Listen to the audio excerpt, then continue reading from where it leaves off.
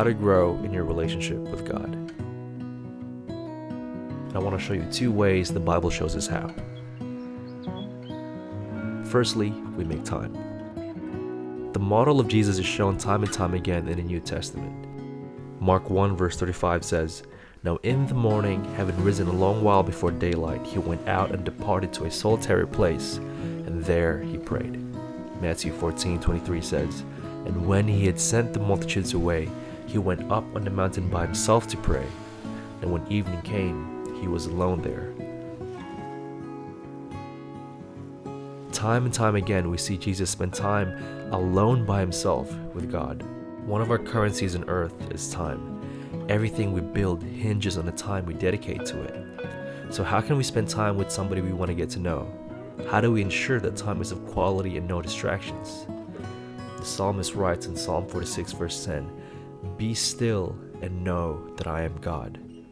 For us to know God, we must make time, and we must be intentional about the space that we create to spend time with Him.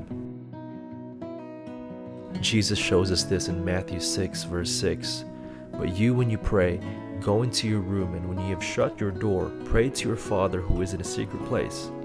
And your Father who sees in secret will reward you openly." Secondly, we read our Bible. To spend time with God and to know Him better is through His Word. John chapter 1 verse 1 says, "In the beginning was the Word, and the Word was with God, and the Word was God." When you're reading the Word, you are spending time with God and you're getting to know Him. Psalm 119:97 says, "Oh, how I love your law. It is my meditation all day." How do you learn to love someone? You do so by spending time with them and learning about them. Like any relationship that we have that we want to grow in, we simply make intentional quality time to get to know them. And with God, it is being alone with Him and reading His Word.